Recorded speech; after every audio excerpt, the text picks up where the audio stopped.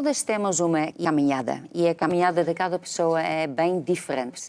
Mas são essas decisões da nossa vida, situações que nos aconteceram, onde que nós tomamos decisões e fizemos a nossa opção, que nos faz naquela pessoa que nós somos hoje. Então, hoje nós vamos falar com o Bispo Sergi. Então, o Sergi não nasceu assim com gravata, né? Mas teve a sua caminhada. Então, você nasceu onde? A sua família foi o quê? Tem irmãos? Como que foi isso? Olá a todos. Sim, eu nasci na Ucrânia. O meu pai é ucraniano pelo passaporte, embora também tenha várias nações lá na linhagem. Sim. E a minha mãe é russa. Portanto, na altura era a União Soviética e até agora aquilo é uma grande mistura dos povos. E pronto, vivi numa... Falava-se tudo em russo ou na época já tinha Em russo e divisão? ucraniano aquilo... Ao mesmo tempo? Não faz diferença. É como pessoas... Hoje em dia na Ucrânia, maior parte até da população no dia a dia falam em casas que falam russo e Sim. não se faz muita distância. Há zonas que estão mais viradas para um lado, outras para o outro. Isso historicamente também aconteceu. Eu sou mesmo do centro, aquilo tem tudo de tudo. Os seus pais eram alguma coisa? Não era nada? Porque nessa época era Soviética, né? Os meus pais são pessoas simples. Sim. Pronto, no nosso país todo mundo tem, pelo menos naquela altura, todo mundo tem de graça uma boa formação. Sim, ok. E, de graça, portanto, sim. Okay. do governo. Sim. Ou seja, pessoas não tinham que pagar muito, quem queria, e aliás, até eram, digamos, obrigados, forçados por receber certa formação. Portanto, pronto, o pai também tive profissão dele e pronto, eu cresci numa vila pequenina, digamos assim, à medida de Portugal, mais ou menos, mas à medida da Ucrânia é coisa pequenina, só tinha 2 escolas. Na maior momento de desenvolvimento, a cidade tinha 20.000 habitantes, agora tem 10 por aí, portanto, é coisinha pequenina. Aí, então, em casa não era religioso? Não. Porque não podia? Não, eu lembro-me um momento da infância, estávamos a jogar a bola e de repente alguém dos rapazes disse, acreditam em Deus? E um diz sim, o outro diz sim, e eu disse não. E porque na escola disseram que aquilo são religiões falsas e coisas que... ensinava isso na escola? Isto sim, era na cultura na altura, sim, que os padres só estão aí para enganar o povo e depois também Malta foi para o espaço e viram que não tem lá nada daquilo que os religiosos ensinam, então foi... E engraçado, hoje sou bispo e eles ninguém deles anda na igreja, aqueles antigos amigos, mas na altura nem em casa existiam essas conversas, nem nada. Então, estudou ou como sim, foi? Eu fui estudar, passando 9 anos da escola, fui estudar a um colégio, hoje é academia. Tenho irmãos? Tenho uma irmã. Tenho uma irmã, mora lá também, casou, mais nova, há 5 anos. Sim. Agora, eu fui estudar, hoje aquilo é a Academia do Banco Nacional da Ucrânia. Na altura era o colégio, é uma graduação mais baixa, mas pronto. Tirei o curso, o curso que eu tirei, no nosso país, não sei se está aqui, se isto existe aqui, mas no nosso país, quem acaba com excelência tem diploma vermelho. Então, isto é bom. Em vez de azul o vermelho normal, é bom. Sim, azul é normal, vermelho é mesmo aquilo que tu apresentas. Então, o meu é vermelho até todo assim a brilhar, porque aquilo tinha notas todas máximas em tudo. Só que, acabando o estudo, por acaso isso foi a década dos 90, e quando a União Soviética dividiu-se, digamos assim, em vários países, aquilo quebrou-se muito de ligações económicas, não sei o quê. Então aquilo foi queda dos países, aquilo então, era lá em muito Ucrânia complicado. Notava-se mesmo, a Ucrânia também, era todo mundo. A Rússia quase que estava à beira do como é, default em português. Há uma falência financeira, sim. A Ucrânia também estava. Então eu acabando o estudo fui à procura de montar um negócio e montei. Aquilo tinha assim algum tempinho, sustentava-se. Só que ano 90 influenciou também muito. 98, peço desculpa. Num dia a moeda caiu o dobro.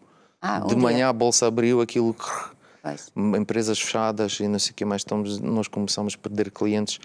Trabalhávamos só para pagar os ordenados das pessoas. Sim. E no fim do mês ainda tínhamos que tirar do bolso para pôr lá para não ficar a dever aos empregados.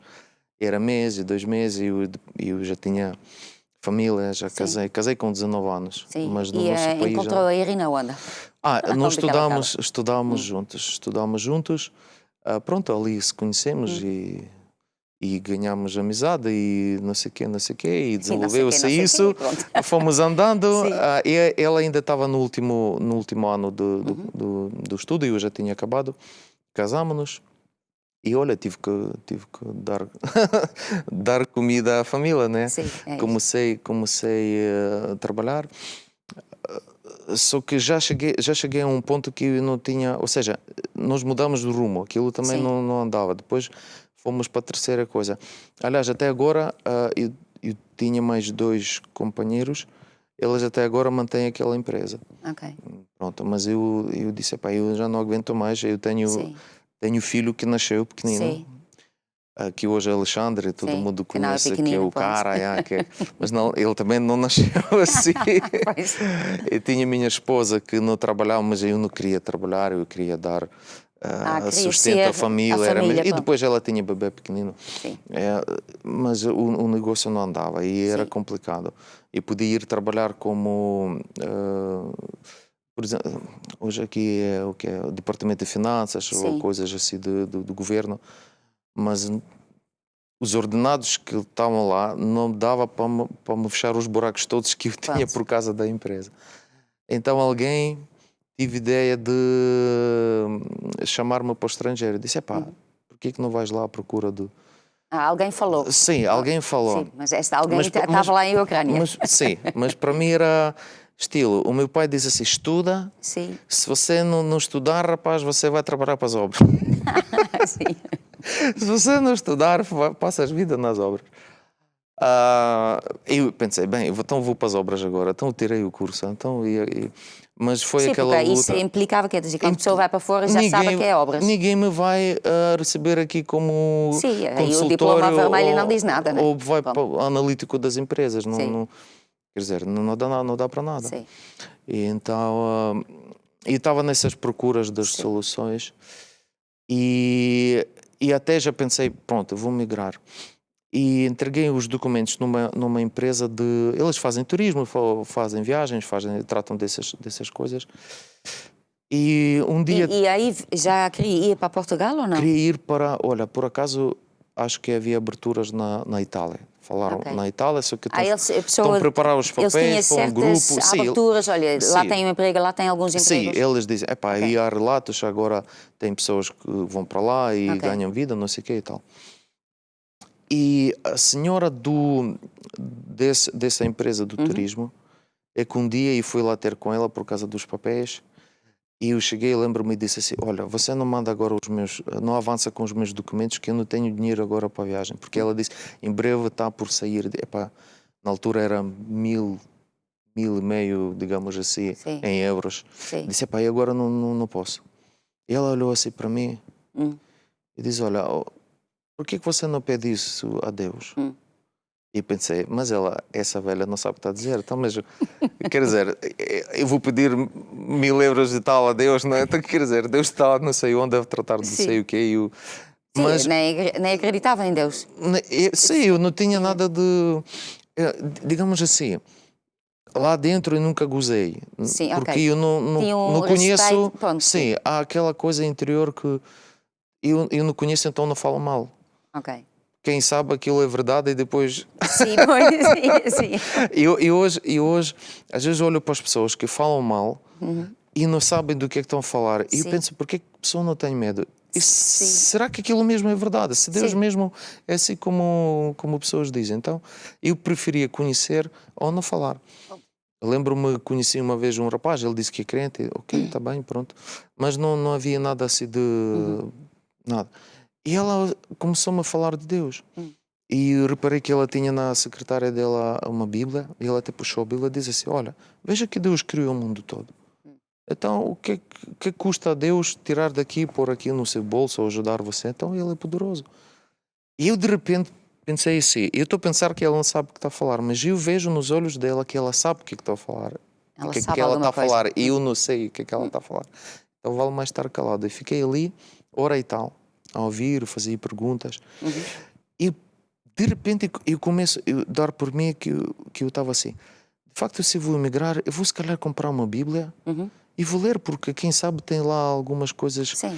que são respostas para a nossa vida. E comecei a abrir esses pensamentos com sim, ela. sim. E disse, epá, eu de repente, sabe, assim veio-me nesses últimos dias essa ideia de, sei lá, talvez dava jeito de comprar uma Bíblia, já que eu vou para lá e fico sozinho, não conheço lá ninguém, vou gastar tempo a ler a Bíblia. Ela disse uma frase que até agora eu uso na igreja. Ela diz-me assim, você pode comprar o livro de estudar inglês ou de geometria, ou de não sei o quê, mas você precisa de um professor. Você nunca ganha aquele conhecimento como deve ser só ter livro. Então você precisa ir à igreja e você precisa do pastor e quem acompanha, não sei o quê. Ela tem razão. Então eu andei na escola não só porque tinha livros também e tinha professores. E olha, alguma coisa mudou dentro de mim. E depois comecei a pensar, há pessoas que oram e Deus começa a tocar nas pessoas e nós nem sabemos por quem oramos. De certeza que alguém orou, ou as igrejas oraram, ou Deus pôs em línguas a orar por mim, porque é que veio de repente aquelas ideias de ler a Bíblia e de conhecer. Mas de repente alguém veio ao escritório dela e ela começou a conversa, depois eu vi que aquilo já estava a puxar por uma conversa longa e disse, olha, pronto, eu tenho que me ir embora, já passou a hora e tal. Mas quando eu saí do escritório daquela senhora, algo mudou dentro. Ou seja, eu hoje reconheço que aquilo foi nascer de novo. E comecei a falar com Deus, eu comecei a pedir perdão. E de repente eu senti-me tão estilo, eu vivi 21 e tal anos, nunca disse nada a Deus e de repente eu senti que Ele estava sempre ao lado e está disposto para ajudar e nem sequer disse bom dia. Era arrogante, não ligava nada, desprezava a presença dele. Só pelo caminho à casa, eu pedi perdão a Deus e eu de repente disse, epá, eu vou seguir, vou mudar. Depois foi até uma igreja ou como que foi isso? Sim. E isso foi engraçado porque acho que a senhora tinha vergonha de me chamar para a igreja dela porque a igreja era pequenina. Quando eu fui lá, a primeira vez tinha lá para ir 10 pessoas. Ela deu na mesma morada da igreja? Ela disse, olha, encontrei uma igreja, rapaz. Eu disse, mas eu não conheço nenhuma. Então na nossa cidade tem muitas. E depois conheci que havia muitas outras igrejas maiores, tinha muitas jovens. Então ela pensou que na igreja dela eu não vou ter interesse nenhum de ir lá. E ela, tá, mas encontra uma. Eu disse, não conheço nenhuma, dá uma morada. E ela, epá, mas vê lá nos anúncios. Epá, eu não sei onde procurar. Bem, quase que eu insisti. Foi difícil até para ela dar a morada da igreja. Isto, lembro-me até agora, isto foi dia 9 de abril, numa sexta-feira antes da Páscoa. Então nós, como Páscoa é aquele fim de semana grande, então prolongado. Lá tem Páscoa? Sim, tem Páscoa? sim. Então decidimos ir com a família para fora, passar na casa de férias dos meus sogros. Bem, nós fomos lá e não foi a igreja, fui lá, mas eu não tinha, quase que não tinha paciência para voltar para a cidade para ir à igreja. Aquele fim de semana eu andava de lado para o outro. Quase um sacrifício. Eu disse, epá, eu estou aqui, mas epá, eu tenho que ir à igreja. E comecei a ler a Bíblia e fui à igreja só no outro domingo, ou seja, 9 dias passado esse encontro. Já tinha lido quase o Evangelho de Mateus todo e mais não sei o quê. Fui lá assim todo à procura das respostas e entrei, a sala era pequenina, um pastor, a esposa dele estava a tocar piano. A sala era grande, as pessoas eram poucas, assim espalhadas. Então eu fui lá, sentei-me não sei onde, lá para longe. No fim da reunião eu já dei por mim e estava assim, a saltar fora da cadeira. E depois o pastor chamou quem quer receber Jesus. Eu não sei como, eu disse para mim, epá, eu acho que eu já recebi Jesus. De repente dou por mim, já estou ali no altar a orar.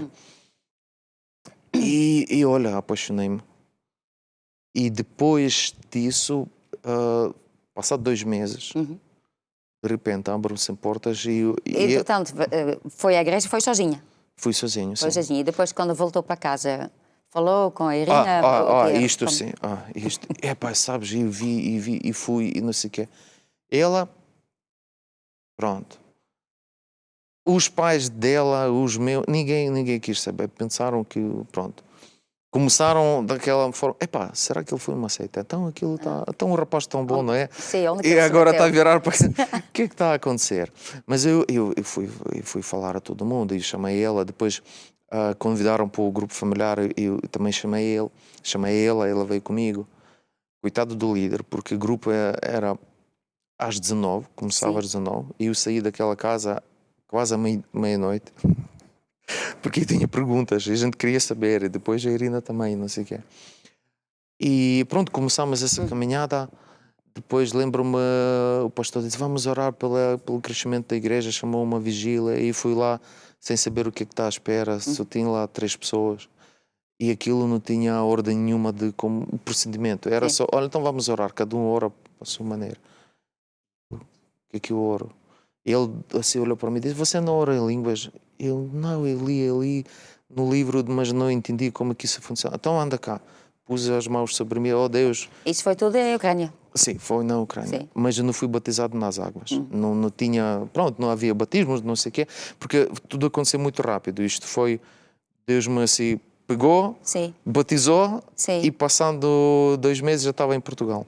Ok, entretanto tive os papéis e depois chegou aqui a Portugal. Sim, olha, isso também, a abertura para Portugal foi uma coisa que caiu do céu de repente, porque ninguém pensou em Portugal. Eu nem sabia bem o que é Portugal. Para ser sincero, eu sabia que Portugal é Benfica, ok. é Pelo menos Porto, e isso. acho que há Boa Vista ali, qualquer coisa, porque eu gostava da bola, ver aí o que é Portugal? Não... Vinho do Porto, isso também conhecido. Vinho do Porto também. Chego a casa um dia, ela me telefona e diz, olha, você vai para Portugal daqui a 3 dias. Daqui a 3 dias, ok. Eu, mas...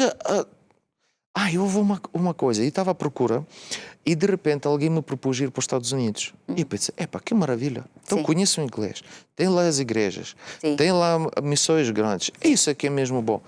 Chego a casa, pego, porque eu não tinha, na altura não havia telefones de... Sim, claro. Pego o telefone para ligar a essa senhora e diz, olha, não manda-me para a Itália. Estico a mão, aquilo toca. E ela diz, olha, você vai para Portugal. Okay. Não, mas olha, eu queria dizer que eu não...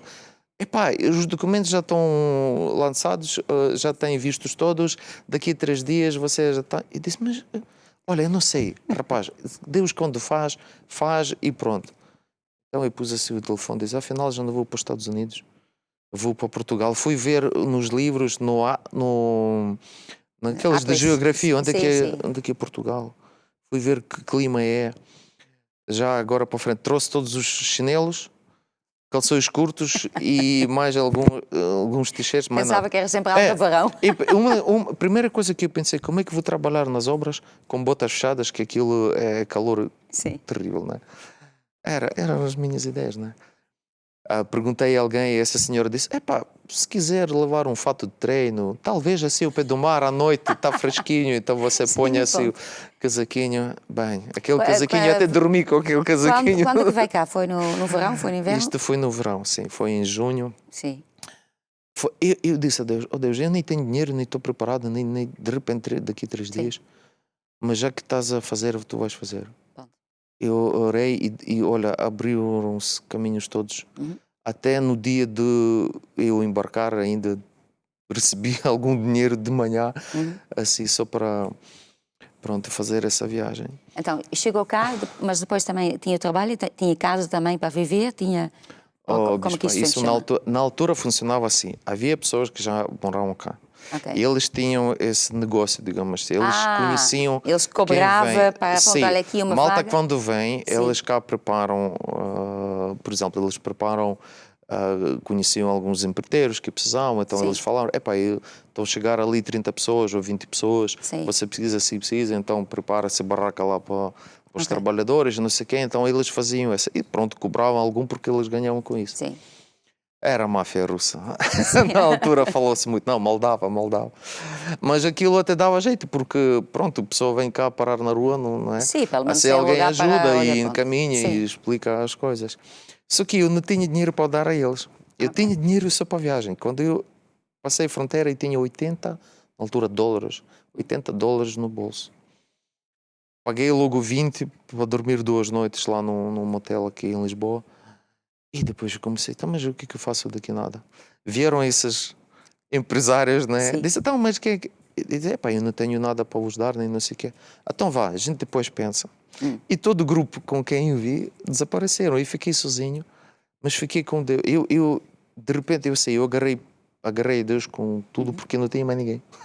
Mas aí estava em Lisboa? Não em Lisboa, sim. Ok, não estava... Okay. Alguém me deu um número de telefone de um ucraniano que trabalha aqui. Sim. Eu liguei para o homem, Então, diz, olha, você vinha, tinha um trabalho, mas no final não tinha o trabalho. Eles disseram que vão arranjar-se, que depois eles queriam primeiro que a gente paga qualquer coisa, porque depois eles mandam não sei para onde e a pessoa desaparece. Sim, ok. E disse, eu não tenho para pagar. Ok, está bem, estou a entender. É uma história bem comprida, mas afinal, no final disso, passando uma semana, eu fui parar ao mesmo sítio, para o mesmo patrão, para a mesma obra, para a mesma cidade, que isto não era em Lisboa, era em Albufeira. Ok. Sem dinheiro. Só para encurtar a história. E com esse dinheiro, com $60 que eu fiquei, eu vivi 2 meses. Pessoas que estavam a trabalhar comigo, eles no final disseram, epá, mas como é que você faz? Todo mundo tem que ir não sei para onde, pagar não sei o quê, você não faz. Depois todo mundo, depois malta foi comprar porque precisou, você recebeu aquilo de graça. E eu não entendia nada, eu só sabia orar e sabia que Deus está a fazer, está no controle. Era aquele primeiro amor sem entender. Eu nem sabia orar, para ser sincero. Eu pensei, vou de manhã levantar, orar, e depois eu via pessoas a falar, orei 1 hora. E disse, o que é que ele... Mas o que é que ele diz de 1 hora? Eu num dia, bem, agora, hoje vou orar 7 minutos. Eu disse tudo o que sabia, já não sabia o mais. Oh Deus, 7 minutos. Oh Deus, peço perdão, mas eu não sei o que é que mais dizer. Mas era aquela fase de bebê, não é? Quando a pessoa não sabe nada de Deus, mas Deus dá tudo e abre tudo. E entretanto, aí encontrou a nossa igreja? Ou como que, a nossa igreja, isso também foi, digamos assim, um milagre, porque nós trabalhamos para o mesmo patrão, um grupo grande de 60 pessoas. E de repente destacam 3 para ir de Albufeira para Portimão para uma obra não sei onde. Eu não queria ir, então eu não conheço, não sei nada, nem sei falar só inglês e depois nem tudo português. Lá no Algarve, aqueles pedreiros de bigode, esses até português falam mal. Quanto mais. Eu pensei, bem, oh meu Deus, eu fiquei triste. Mas entretanto, a obra era não sei onde, mas a barraca estava ao pé do. Hoje aquilo é um bairro, mas na altura era uma coisa assim deserta e construíram barracas para os trabalhadores. Não era só imigrantes, era uma malta vinha do Porto, por exemplo, para trabalhar, ou outros não sei de onde. Pessoas moravam lá. Só que ao lado havia uma igreja. Foi logo lá. E eu tinha comigo alguns livros, Bíblia e alguns livros, e livros eram tinham marca do Kenneth Hagin. Ok, sim. Então aquilo tinha coisas, o escudo da fé e não sei o que, tal e qual. E alguém disse, então você isso tem nos livros? Ali você torna aqui a esquina, vai aí. Tem lá na porta a mesma coisa. Vá lá perguntar o que é aquilo. Olha, fui bater a porta da igreja de Portimão. E foi isso, olha, perguntei que igreja é, que eles acreditam, porque eu já sabia que nem toda a igreja é igreja. E pronto, pessoas maravilhosas que estavam lá ajudaram e caminharam. E assim, olha, agarrei a igreja, ia aos domingos, depois estive lá até inscrever-se no curso, sem saber falar em português. Então, hoje a pastora Florença, na altura era a diaconisa, era líder do grupo familiar, mas ela abriu-se para traduzir e acompanhar.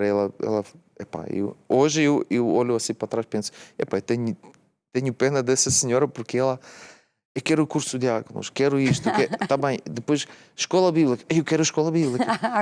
E ela, olha, eu acho que também vou inscrever-se na escola bíblica, assim vamos andar juntos.